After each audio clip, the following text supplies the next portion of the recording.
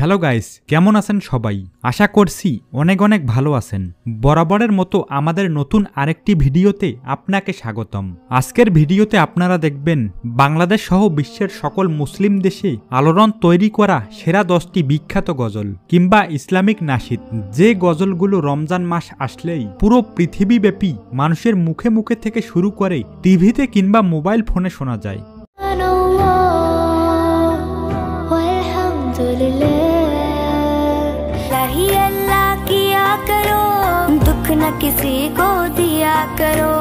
তো গাইস, আমাদের সাথে আপনিও পৃথিবীর ইতিহাসে আলোড়ন তৈরি করা ও বিশ্বের বিভিন্ন দেশের বিখ্যাত সব ভাইরাল গজলগুলো একসাথে উপভোগ করতে চাইলে আজকের ভিডিওটি সম্পূর্ণ দেখার অনুরোধ রইল, কেননা শেষে রয়েছে এমন কিছু প্রতিবাদী এবং হৃদয়স্পর্শী গজল যা আপনার মন ছুঁয়ে যাবে।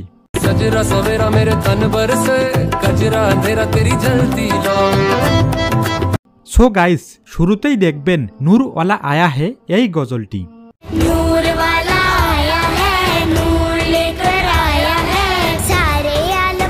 আয়াত মানেই ভিন্ন কণ্ঠে এবং ভিন্নভাবে গজল উপস্থাপন। গজলটিতে ইউটিউবে বর্তমানে ভিউ রয়েছে 146 মিলিয়ন প্লাস।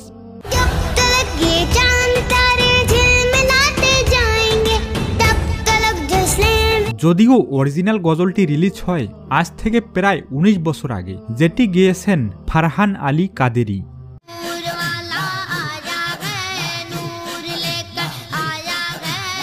এবং ফজিয়া খাদিম ও ইয়াসমিন আজমল এই গজলটি কভার করে অনেক প্রশংসিত হয়।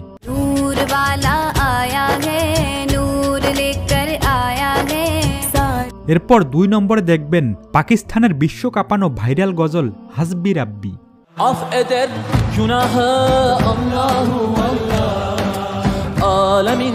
সামি ইউসুফের কণ্ঠে গাওয়া গজলটি দর্শকদের এবং পুরো বিশ্বের মানুষদের মনে ব্যাপক সাড়া ফেলেছে।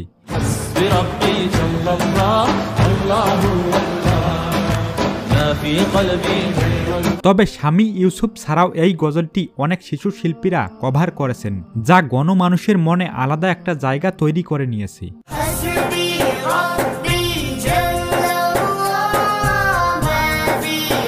বিশেষ করে আয়াত আরিফের কণ্ঠে গাওয়া এই গজলটি বিশ্বের সকল মানুষের মনে জায়গা করে নিয়েছে।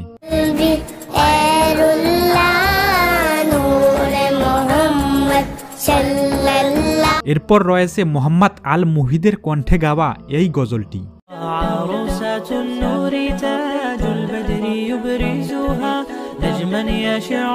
এই গজলটি বিয়ের গজল হিসেবে পরিচিত।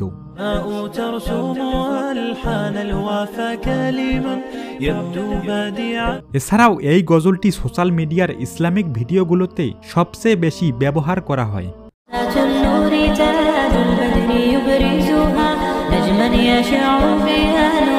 এরপর দেখবেন 2014 সালের আরবের সবচেয়ে জনপ্রিয় গজল মুহাম্মদ নাবিনা।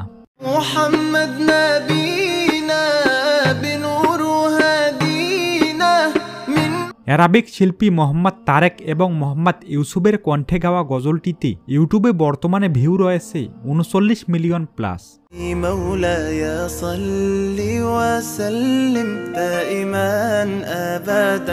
গজলটি বিশ্বে এতটাই জনপ্রিয় হয়েছে যে বিশ্বের নামি দামি শিল্পীরা গজলটি কভার করেছেন।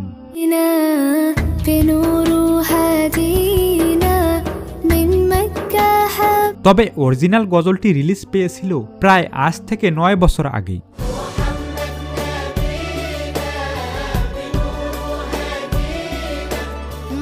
আর তখন থেকেই রমজান মাস আসলে বাটন ফোনে অথবা টিভিতে গজলটি যে কতবার শুনেছি তার হিসেব নেই।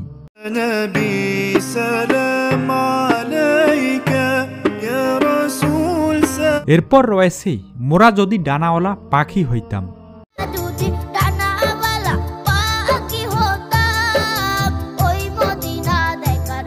এই গজলটি গেয়েছেন বাংলাদেশের শিশু শিল্পী মিরাজ উদ্দিন। তবে অবাক করার বিষয় হচ্ছে খুব অল্প সময়ের মধ্যে 207 মিলিয়ন প্লাস ভিউ পেয়েছে।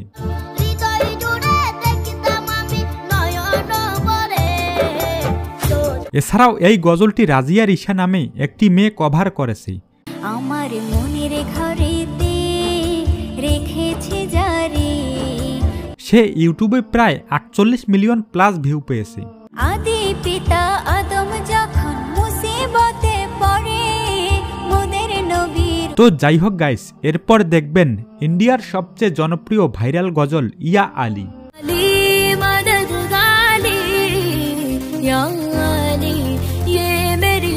এটি মূলত একটি সিনেমার গান ছিল। পরবর্তীতে ইন্ডিয়ার জনপ্রিয় শিশু শিল্পী ইউমনা আজিন ইসলামিক নাশিদ এ কভার করেন।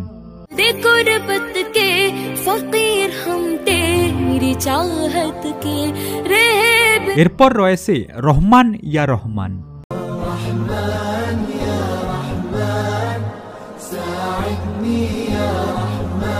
বিখ্যাত এই নাশিদটি গেয়েছেন মিশরীয় রশিদ।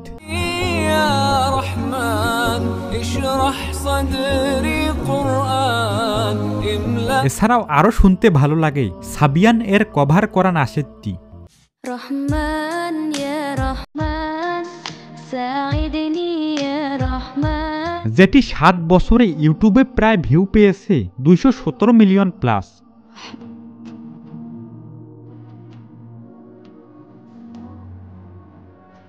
এরপর দেখবেন লেবাননের জনপ্রিয় শিশু শিল্পী হাদি ফাউর এর বিশ্ববিখ্যাত গজল আহারুন আহারুন।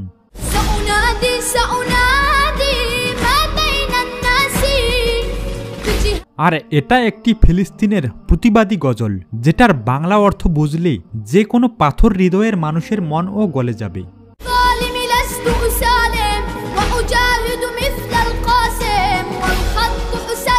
এছাড়াও আহারুন এর বাংলা অর্থ হচ্ছে বিপ্লবী। গজলটিতে প্রতিটি মানুষকে বিপ্লবী হতে উৎসাহিত করা হয়েছে।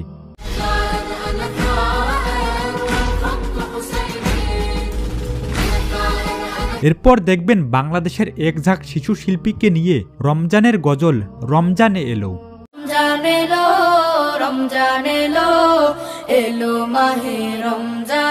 গজলটি প্রায় 6 বছর আগে আপলোড করা হয়, কিন্তু রমজান এলেই গজলটি আবার নতুন করে নিউজ ফিডে চলে আসে।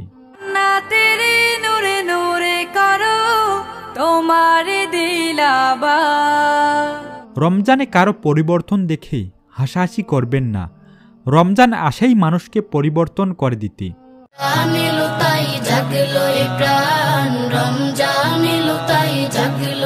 এরপর 10 নম্বরে শুনবো বাংলাদেশের সোশ্যাল মিডিয়ার সবচেয়ে বেশি ব্যবহার করা গজল কনফার্ম জান্নাতি।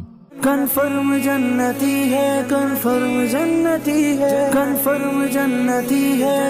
কনফার্ম জান্নাতি গজলটির সুর এবং কথা আমাদের মনে এক অন্য ধরনের প্রশান্তি নিয়ে আসে, যা আমাদের জীবনের নতুন পথগুলো আলোকিত করতে সাহায্য করে।